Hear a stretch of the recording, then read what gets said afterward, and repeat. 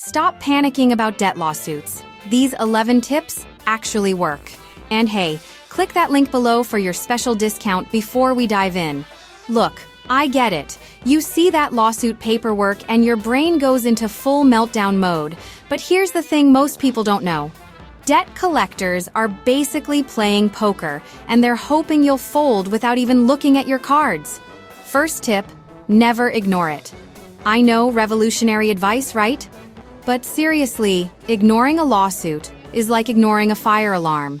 It doesn't make the problem disappear, it just makes it louder.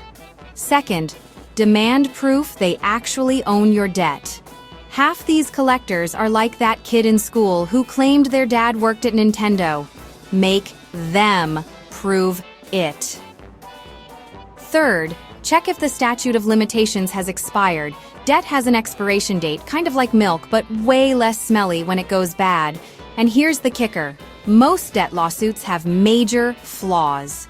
We're talking missing signatures, wrong amounts, or documents that look like they were photocopied by a drunk octopus. Want all 11 game-changing tips? Click that link below for your discount and stop letting debt collectors push you around.